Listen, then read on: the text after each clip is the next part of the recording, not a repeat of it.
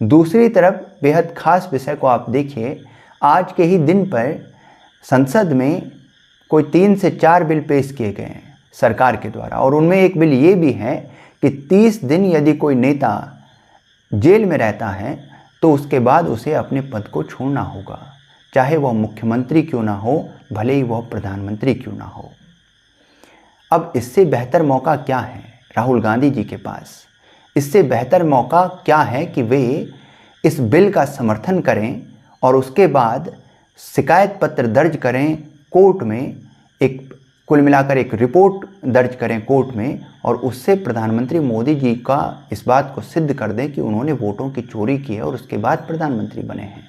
उसके बाद निश्चित रूप से उनको पद छोड़ना होगा, क्योंकि वे ही स्वयं इस बिल को लाए हैं। भयभीत कौन इस बिल से हो रहा है ये देखने की बात है।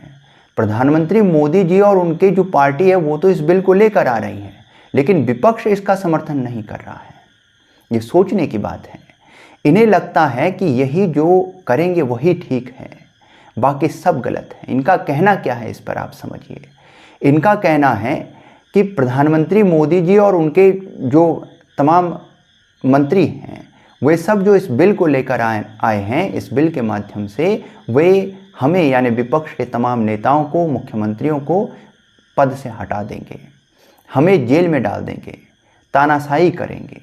ये उनका कहना है।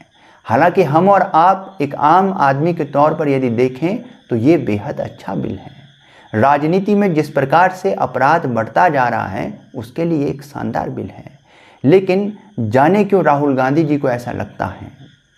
दरअसल देखिए, ऐसा तो बिल्कुल नहीं है कि कोई राजनीतिक दल किसी मुख्यमंत्री को, किसी नेता को जेल में डालेगा तो कोर्ट में ही ये बात सिद्ध होगी कि उस व्यक्ति ने जो अपराध किया है वो सही है या गलत, यानी कि जो आरोप उस व्यक्ति पर लगा है, नेता पर लगा है, वो सही है या गलत, ये तो कोर्ट में सिद्ध होगा।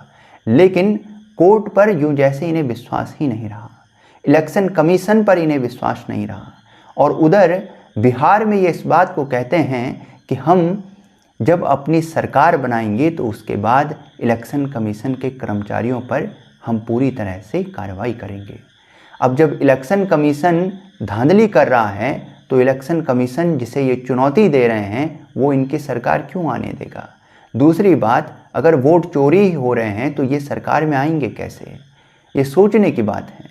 तो सबसे पहला कार्य तो राहुल गांधी जी का ये होना चाहिए कि वे इस बात को सिद्ध कर दें और इस बिल का भी समर्थन करें जो अभी लोकसभा में रखा गया है, कि भाई इस बिल का समर्थन करते हुए और कोर्ट में इस बात को सिद्ध कर दें कि ऐसा हो रहा है, वास्तव में वोट चोरी हो रही है। वो हलफनामा वो दर्ज कर दें, उस बात को आगे बढ़ाएं, कोर्ट में इस बात को सिद्ध कर दें, गुनहगारों को सजा दिलवा दें। इसके बाद राहुल गांधी जी की सरकार आनी निश्चित है। तो ये वो ही कर सकते हैं।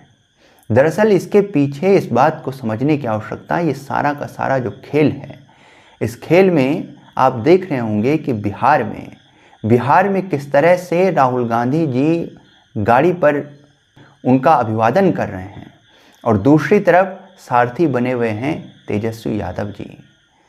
आप इस बात को समझिए, ये सारा गणित पलट गया है। जब से राहुल गांधी जी ने इस एटम बॉम्ब को फोड़ा है, विपक्ष की उस पूरी की पूरी एक अलायंस में, उस पूरे के पूरे गठबंधन में राहुल गांधी जी की छवि थोड़ा ठीक हो गई है, उन्हें सम्मान मिल रहा है। सारथी बने हुए हैं तेजस्वी यादव जी, जिनके बारे में ये कहा जा रहा था कि आरजेडी वहाँ बिहार में कांग्रेस को जितनी सीट देगी कांग्रेस को उसमें ही संतुष्ट होना पड़ेगा। जनसुराज के नेता हैं प्रशांत किशोर, बिहार में चुनाव लड़ रहे हैं और चुनाव लड़ने वाले हैं, खूब बेहतर ढंग से वे प्रचार प्रसार में जुटे हुए हैं और उन्होंने कांग्रेस को लेकर इस तरह के तमाम बातों को रखा है। आम आदमी पार्टी भी बिहार से इस बात को कह रही है कि कांग्रेस का बिहार में कोई इतना बड़ा, उत्तर प्रदेश में कोई इतना बड़ा अब वर्चस्व रहा नहीं है। वे बिहार में आरजेडी के बलबूते पर और उत्तर प्रदेश में सपा के बलबूते पर काम कर रही हैं। तो कुल मिलाकर कांग्रेस की स्थिति पर अब आप इस बात को समझिए कि सारथी बने हुए हैं तेजस्वी यादव जी और राहुल गांधी जी जनमानस का अभिवादन कर रहे हैं, रथ पर मुख्य जो हैं वो खड़े हैं। तो इस बात को समझिए, संदेश क्या है? संदेश साफ है कि विपक्ष में एक तो उन्हें सबसे ऊपर की स्थिति को हासिल करना था, वो वे इस माध्यम से हासिल कर चुके हैं। अब सारथी का काम जो तेजस्वी यादव जी कर रहे हैं और देश के इस विपक्षी गठबंधन के अन्य जो नेता हैं वो करते रहेंगे, कम से कम तब तक जब तक बिहार के चुनाव का परिणाम आता है। इस बात को समझिए।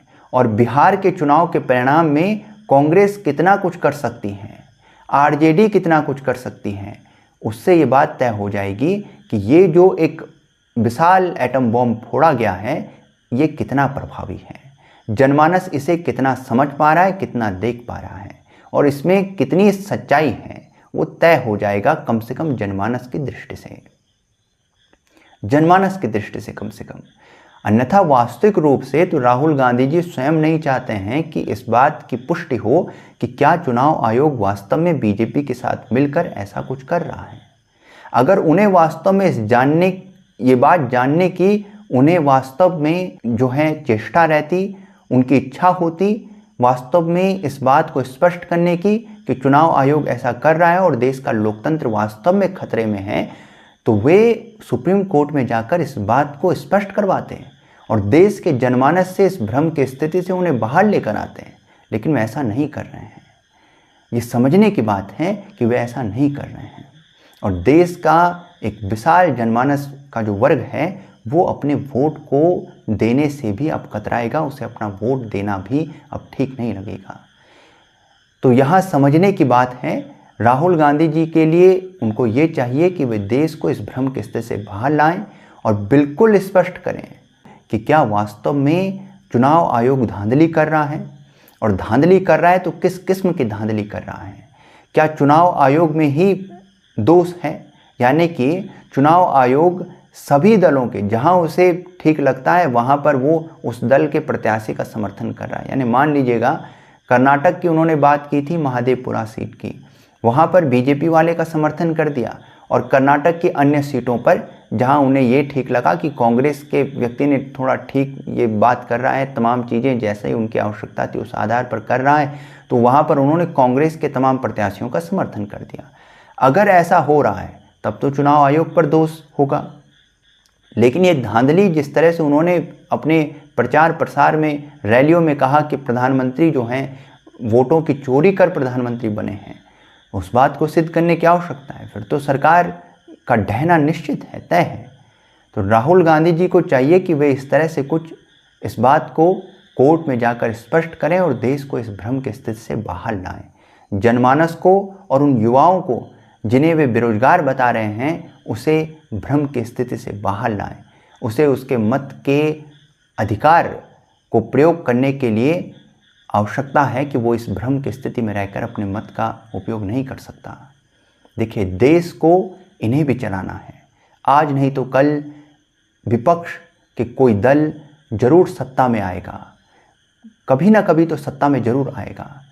निश्चित रूप से आज जैसे बीजेपी सत्ता में है या एनडीए सत्ता में है, वैसे ही कल विपक्ष का कोई दल सत्ता में आ सकता है।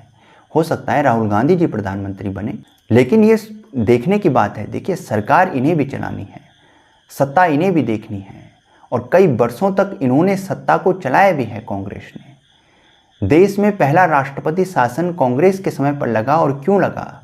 क्योंकि एक गैर कांग्रेसी सरकार केरल में आ गई थी तो पहला राष्ट्रपति शासन लगाया गया।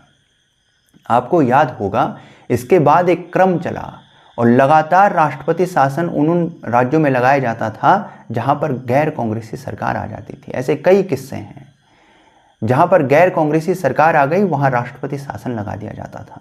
आप समझ रहे हैं?